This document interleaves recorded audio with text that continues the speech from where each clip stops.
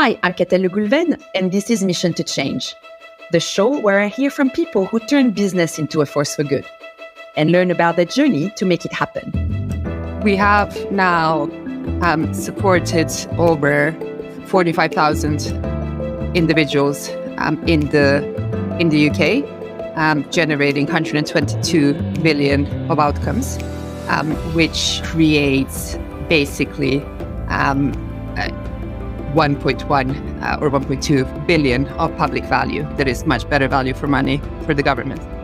In our previous episode of Mission to Change, we explained the life cycle of a social enterprise and explored the different ways in which a social entrepreneur can partner with organizations to scale impact.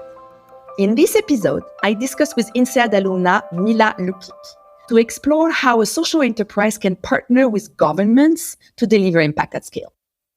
Hi, I'm Mila Lukic, and I'm a founder and CEO of Bridges Outcomes Partnerships. We're a non-for-profit social enterprise, and we exist to radically improve outcomes for people and the planet while improving value for the society and for the government.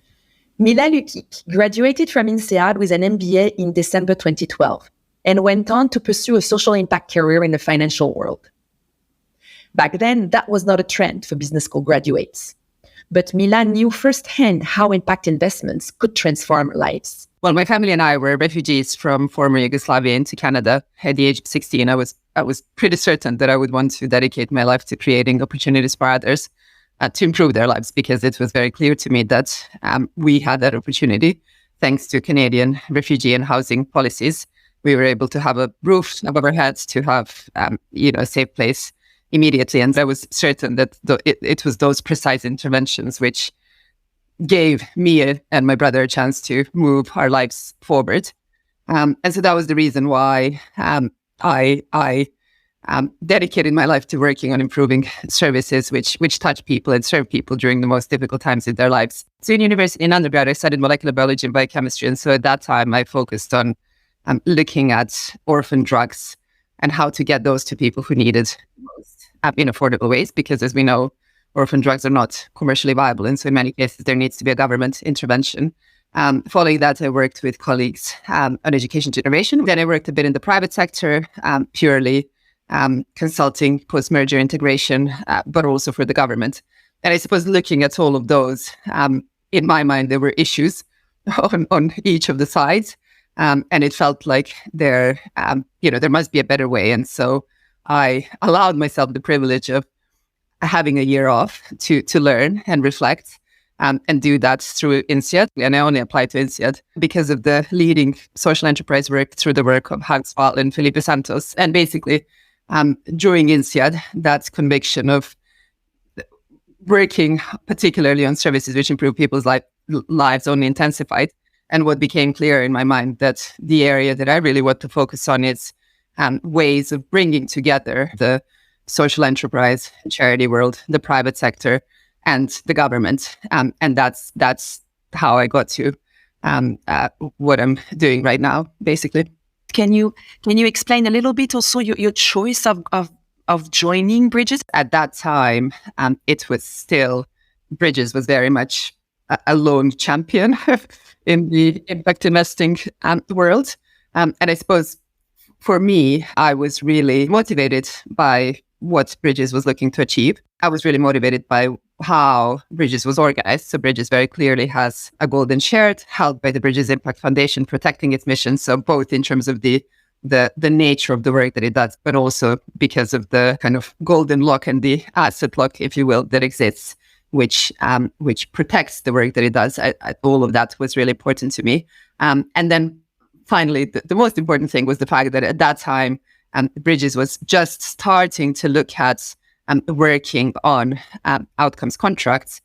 So working very specifically on partnership with the government and social enterprises and charities to create ways of delivering outcomes-based approaches which are looking to drastically improve public services. Governments typically contract the provision of public services to external organizations in a way that does not always match the diverse needs of people they are meant to serve. What became really clear is that we were working with a number of organizations who did indeed have government as their main customer and partner, we were trying to support the organizations through social investment and through flexible capital to grow their impact and to, change their services.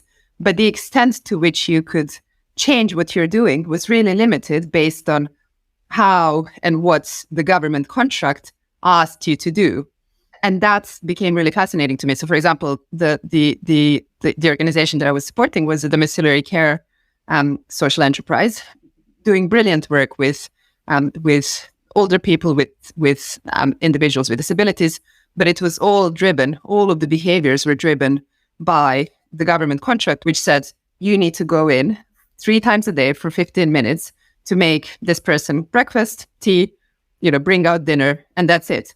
And actually, wouldn't you have significantly better outcomes for that person if you could shift the way you support them? Because, different people need different things. Not every single person needs a 3 15-minute appointments. And that's where seeing that in practice also intensified, in my mind, the understanding of how, if we could change all of those levers, so if we could be changing the way the contract works with the government, and then pairing that up with the flexible social investment, then you can do something really different. And that's how Bridges Outcomes Partnerships basically came about.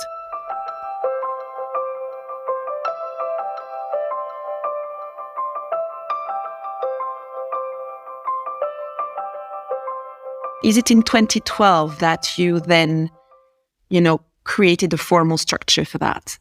Yeah, so in 2012, we started or 2013 actually, the first dedicated fund, which enabled us to start supporting these types of projects in a dedicated way. And then in 2018, that was all formally kind of moved into Bridges Outcomes Partnerships as an entity as well. Bridges Outcome Partnerships, created by Mila, improves the impact of public service delivery by using a method of contracts based on pay for success. It means that service providers get paid in full if they deliver desired social outcomes. This is an alternative to the traditional pay for service type of contract, where providers are paid according to a fixed quantity of service delivered. That change is very specifically a change which would focus everybody on funding and procuring for impact and outcomes really explicitly versus funding and procuring for activities, which is what happens at the moment in most cases. There are many public services which are significantly underperforming their potential. And that particularly tends to be in the areas where the service design and delivery really needs to be personalized to each individual. And the individual is interacting with multiple parts of the state. Outcomes partnerships create the conditions for that real freedom to be devolved to local areas. But can you give me a very concrete examples based on some of the projects that you're running? So basically, imagine working with somebody who has had a really difficult, experienced childhood trauma growing up, was removed from family into local authority care, achieved very few educational qualifications, interacted with the criminal justice system repeatedly, has no support system. Right now, that person has been homeless for a very long time, has a series of criminal convictions, unemployed, mental health challenges. So, really difficult current circumstances. When you look at the way the system works right now, what actually does happen is that many relevant services exist. So you do have actually social landlords, which are in theory, or who are in theory meant to help individuals who are homeless in such a situation. But most social landlords allocate homes to families, not to individuals with rent arrears or with criminal convictions. Then you have private landlords, but again, they only offer homes to stable tenants, not to people with irregular income. You have addiction services, but they only offer prescriptions to people who attend meetings and GP appointments regularly. And if you are living a really chaotic life, you will not attend those meetings regularly. You have mental health services, but sadly, and this is UK specific, the capacity and the wait lines are such that you can only access those services if you are genuinely at the brink of suicide.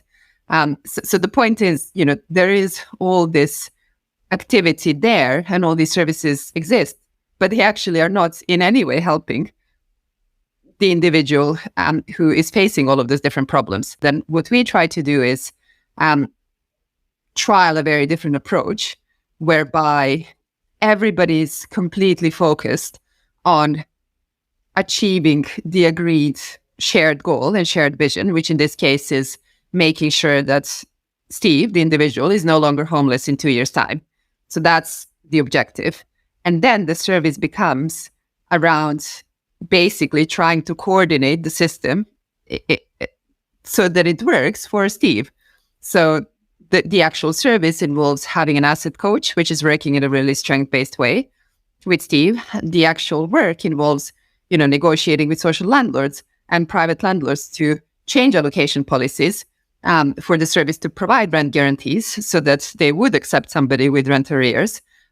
Negotiating with the GPs to change the way the addiction services are being accessed, hiring in mental health dual diagnosis nurse, for example, to be able to support individuals in a way that they're not supported right now. So the Greater Manchester Partnership is the name of the project, which did the brilliant work in Manchester. It started back in 2017, and it ran until early 2022, and it helped 357 people be housed, which meant that the homelessness rate across Greater Manchester in the UK was reduced by over 60%. That was achieved through a really strong partnership with 20 housing associations across the region, as well as a number of specialist social enterprises and charities. And all of this was achieved at a price which is 70% lower than comparable services. So at about 7,000 per person versus 25,000 per person. And this service now is being expanded across Greater Manchester, but focusing very much on young people. So a more preventative version, because actually what became clear when working with the 357 individuals is that many of them had events in their early 20s, which were really critical triggers, which then meant that the path that they followed was difficult. And actually, if there were ways of dealing with those triggers and potentially stabilizing accommodation at that point, or having more strength-based wraparound support at that point, that's, their lives would have looked very different.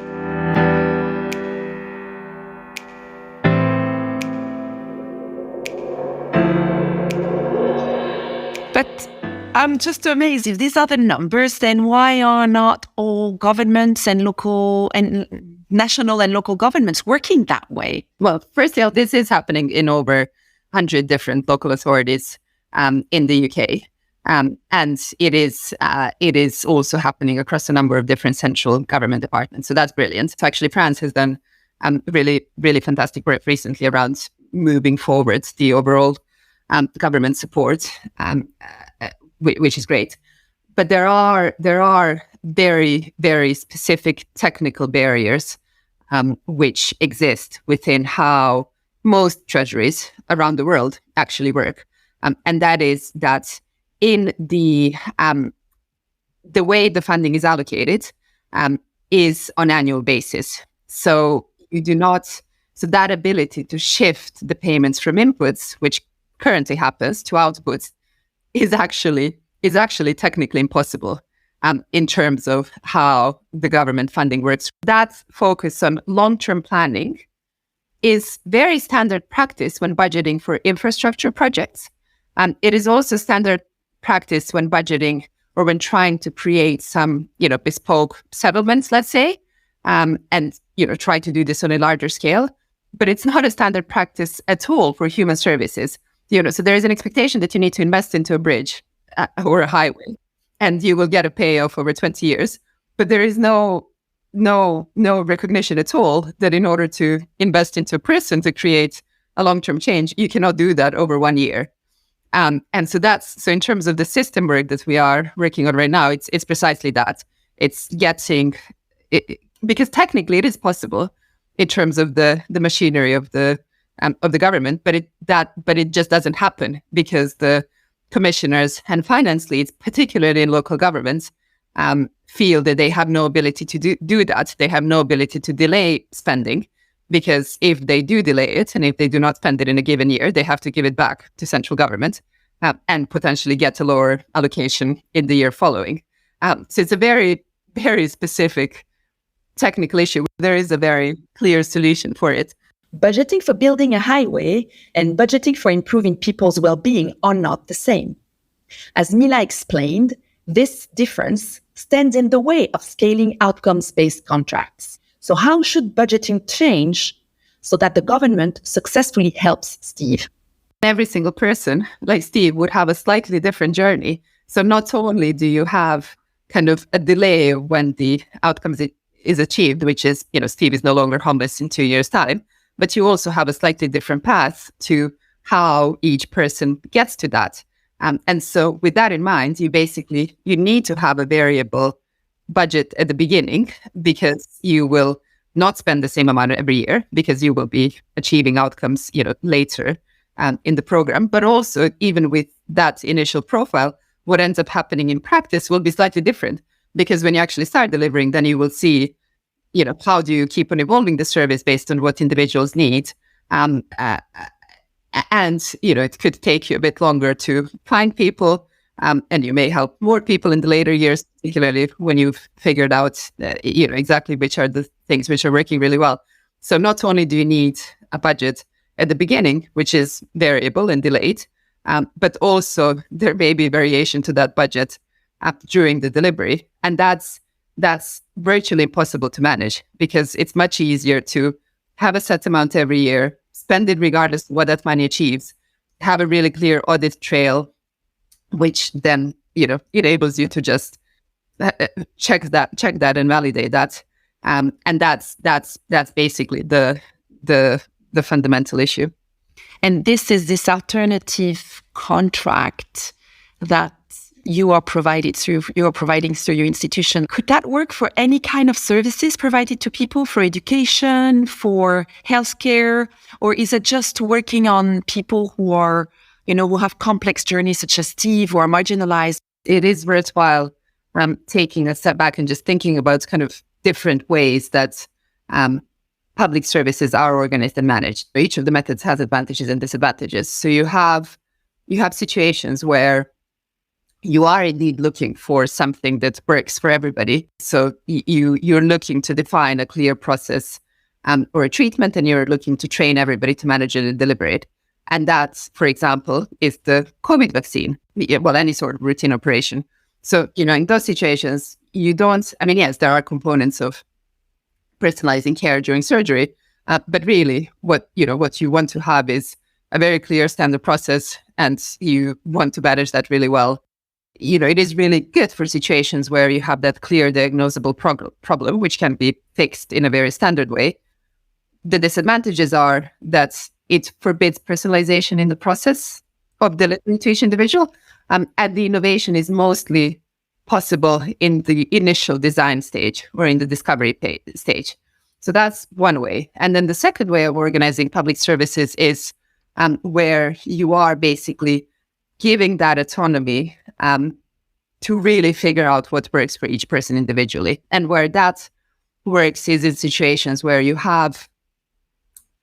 situations where many of the presenting problems are actually symptoms and not the real causes. So, homelessness is a symptom of many different things. Poor health outcomes for people with long-term conditions, those are also symptoms of a mix of social determinants which are creating that situation, not only of the health conditions. And so, everybody needs a personalized approach to be served appropriately.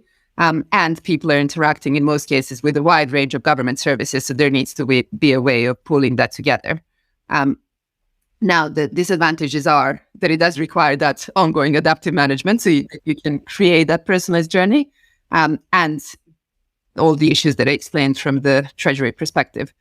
And really there, what you're trying to implement is what works for each person is totally different. For example, in terms of the work that has been done across Suffolk and Norfolk and London and Essex here in the UK, that has created over 500,000 days of care avoided. So over 1,000 years of care avoided and families staying together. So care avoided for young people and families staying together. And again, at a price which is 40 to 66% lower per family than non-outcomes delivery. That's what's creating a real difference and doing it in a way that is much better value for money for the government.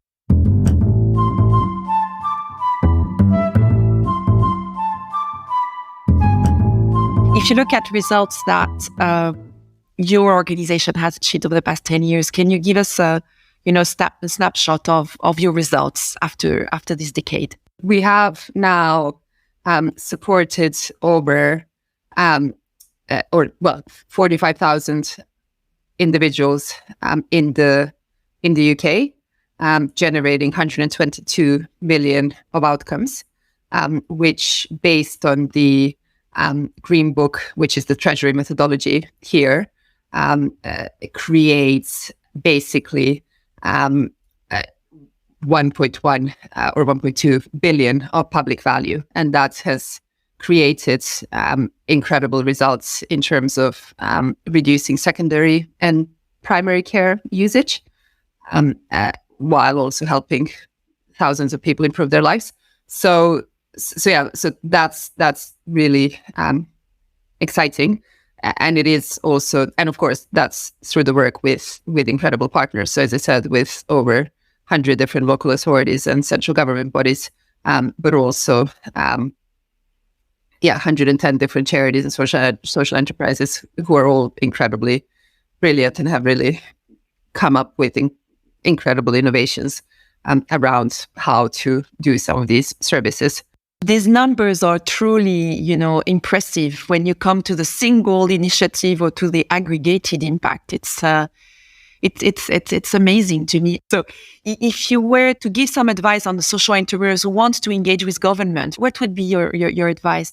Yeah, I think it is always rooting it in the, what is the problem that is being faced by civil servants at that given point in time, and what are the political priorities? Because I think often there are, although, you can start from a position of, we've done this a million times, we know what works, we just need people to, fund more of what works. And that's of course fine. And, one needs to have such conviction. But it needs to be rooted in what are the priorities, what are the political priorities, and what are the priorities of policymakers and civil servants. And that's not to say that, one shouldn't be changing the system, because that's exactly what we're trying to do.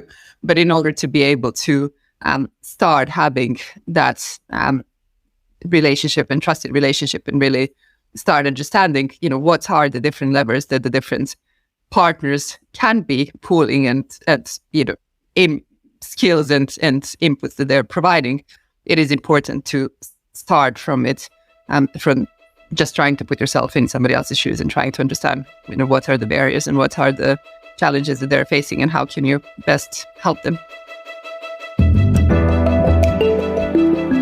Thank you for listening to this episode of Mission to Change, a podcast by the INSEAD Hoffman Global Institute for Business and Society in collaboration with Intent.